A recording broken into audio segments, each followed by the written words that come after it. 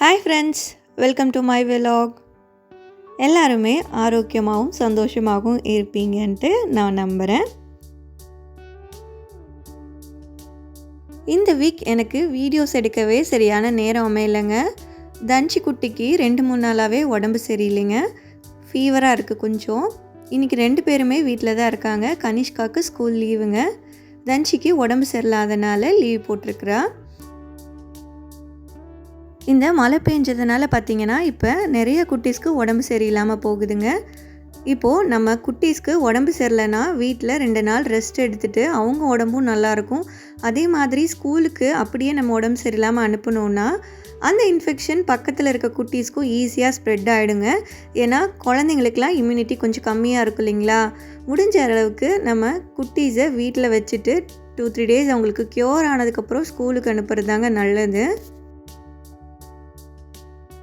குட்டீஸ் வீட்டில் இருந்தாவே அவங்களோடையே டைம் என்கேஜ்டு ஆகிடுங்க. அது உடம்பு சரியில்லை அப்படின்னா பக்கத்துலேயே இருக்க சொல்லிடுவாங்க. அவங்களுக்கு உடம்பு நல்லா சரியாகிற வரைக்கும் நம்மளை விடவே மாட்டாங்க. தன்ஷிக்கு இன்னிலேருந்து தான் கொஞ்சம் பரவாயில்லையாக இருந்துச்சுங்க. இன்றைக்கி பார்த்திங்கன்னா ஃபங்க்ஷன்ஸ் ஒரு 2-3 அட்டன் பண்ண வேண்டியது இருக்குது. வந்தால் ஒரேடியாக ஃபங்க்ஷன்ஸாக இருக்கும், இல்லைன்னா வீட்டில் சும்மா இருக்க மாதிரி தாங்க இருக்கும். கிச்சனில் ஸ்டவ்வு கிட்டே இருக்க ஷெல்ஃப்லாம் பார்த்திங்கன்னா ஒரு 2 வீக்ஸ் ஒன்ஸ் க்ளீன் பண்ணலைன்னா அந்த எண்ணெய் பிசுக்கு பாட்டில் மேலெல்லாம் நல்லா அப்பிடுதுங்க. அதனால் இன்றைக்கி இதை க்ளீன் பண்ணி எடுத்து வச்சிடலான்ட்டு பண்ணிகிட்ருக்கேங்க. இந்த ஷெல்ஃப் எல்லாமே அப்படியே லைட்டாக எண்ணெய் பிசுக்காகிடுது. அதையுமே நல்லா லிக்விட் ஊற்றி நல்லா தொடச்சி எடுத்து வச்சுட்டேங்க.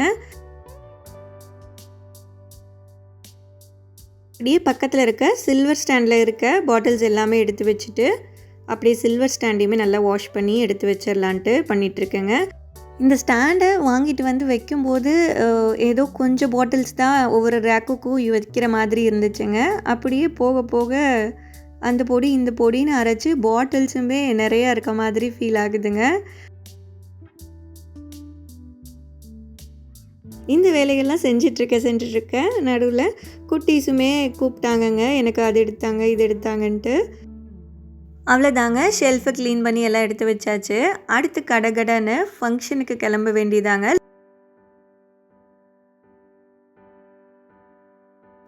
இந்த சாரியோட ஃப்ளாஷ்பேக் போயிடலாங்க.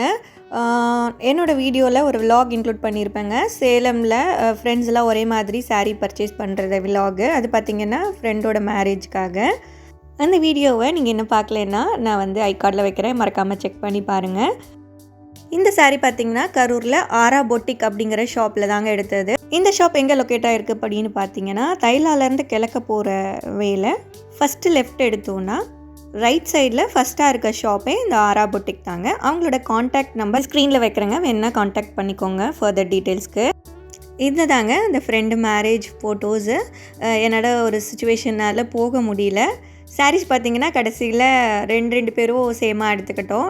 மேரேஜ் கொஞ்சம் நல்ல ஒரு பெரிய சாங்கீதம்லாம் பண்ணி நல்லா போச்சுங்களா. நான் ஹரிஸோட மேரேஜ் போகாது ரொம்ப மிஸ் பண்ணுறேன். ஃப்ளாஷ்பேக் முடிஞ்சிருச்சுங்க. ஃபங்க்ஷனுக்கு இன்றைக்கி கிளம்பியாச்சு.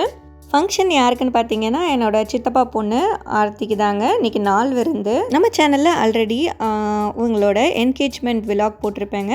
அதை இன்னும் நீங்கள் பார்க்கலன்னா கண்டிப்பாக போய் பாருங்கள். மழை பெஞ்சதுக்கு அதுமா நம்ம அமராவதி ஆறில் தண்ணியெல்லாம் நல்லா போகுதுங்க. ஃபங்க்ஷனுக்கு நாங்கள் போனதே கொஞ்சம் லேட் ஆகிடுச்சுங்க. மேரேஜுக்கு நாள் விருந்து ஃபங்க்ஷனுங்க. கல்யாணம் பார்த்திங்கன்னா அடுத்த நாள்.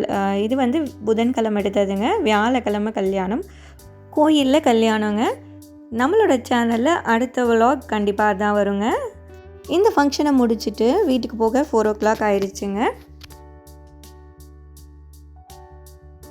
இப்போ தன்ஷிக்குட்டியோட கிஃப்ட் ஒன்று அன்பாக்சிங் தாங்க பார்க்க போகிறோம். தன்ஷிக்குட்டி யோகாவில் ப்ரைஸ் வாங்கிட்டு வந்திருந்தா. அவங்க அப்பா நீ ப்ரைஸ் வாங்கினேன்னா உனக்கு ஒரு கிஃப்ட்டு தரேன்டா அப்படின்னு சொல்லியிருந்தாங்க. ஸோ தன்ஷிக்குட்டி இந்த கிஃப்ட்டு தாங்க கேட்டிருந்தா. இந்த கிஃப்ட்டு என்னன்னு இப்போ நம்ம பார்த்துடலாங்க. குட்டீஸ்க்கு ஏதாவது காம்படிஷன் அப்படின்னா நம்ம இந்த மாதிரி கிஃப்ட் பண்ணுறோம் அப்படின்னா ரொம்ப மோட்டிவேட்டடாக பார்ட்டிசிபேட் பண்ணுறாங்க. இது ஆர்டர் போட்டு ஒரு 2 வீக்ஸே இருக்குங்க. இப்போது மழை பெஞ்சதுனால அந்த வெள்ளம்லாம் சென்னையிலலாம் இருந்தனால கொரியர் சர்வீஸ் வந்து கொஞ்சம் அஃபெக்ட் ஆகிருக்குங்க. அதனால் கொஞ்சம் டிலே ஆகி தான் இந்த கிஃப்ட்டே வந்துச்சு. எப்போ வரும்னு குட்டீஸ் ஈகராக வெயிட் பண்ணிகிட்டு இருந்தாங்க. குட்டீஸ் பார்த்திங்கன்னா இதை வந்து நிலா குட்டி சேனலில் பார்த்துட்டு தாங்க கேட்டிருந்தாங்க.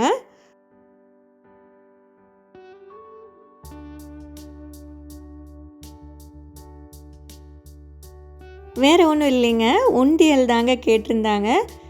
இந்த உண்டியல் பார்த்திங்கன்னா நம்ம 1 lakh வரைக்குமே சேவ் பண்ணுற மாதிரி உண்டியலுங்க. இதில் வந்து ருபீஸ் எல்லாம் அதில் மென்ஷன் பண்ணியிருக்காங்க. நம்ம எந்த ருபி நோட்டு உள்ளே போடுறோமோ அதில் வந்து டிக் பண்ணிகிட்டே வந்துடணும். கடைசியாக நம்மளுக்கு 1 lakh சேர்ந்ததுன்னா இந்த உண்டியலை ஸ்க்ரூ வச்சுட்டு ஓப்பன் பண்ணி எடுத்துக்கலாங்க. எகெயின் நம்ம அந்த மார்க் பண்ணியிருக்கிறது எல்லாமே எரேஸ் பண்ணிவிட்டு ரீயூஸ் பண்ணிக்கிற மாதிரி தாங்க இந்த உண்டியல் இருக்கும். ஏற்கனவே குட்டீஸ் வந்து பிளாஸ்டிக்கில் டாய் மாதிரி உண்டியல் வச்சுருந்தாங்கங்க. புது உண்டியல் வந்தோடனே அதில் இருக்க நோட் எல்லாமே இதில் போட்டுட்டு டிக் பண்ணி விட்டுட்டு இருந்தாங்கங்க. குட்டீஸ்க்கு சின்ன வயசுலேருந்தே இந்த மாதிரி சேவிங்ஸ் ஹேபிட் இருக்கிறது ரொம்ப நல்லது தாங்க. இந்த மாதிரி மார்க்கரில் மார்க் பண்ணுறது வந்து பெர்மனெண்ட்டாக இருந்துருமே அப்படின்ட்டு நான் வந்து சொல்லிகிட்டு இருந்தேங்க. இதில் வந்து நம்ம பேஸ்ட் வச்சு ரப் பண்ணிட்டோம் அப்படின்னா நம்ம மார்க் பண்ணியிருக்க மார்க்ஸ் எல்லாமே நல்லா அலைஞ்சு போயிடுங்க. திருப்பி நம்ம இதை வந்து யூஸ் பண்ணிக்கலாம்.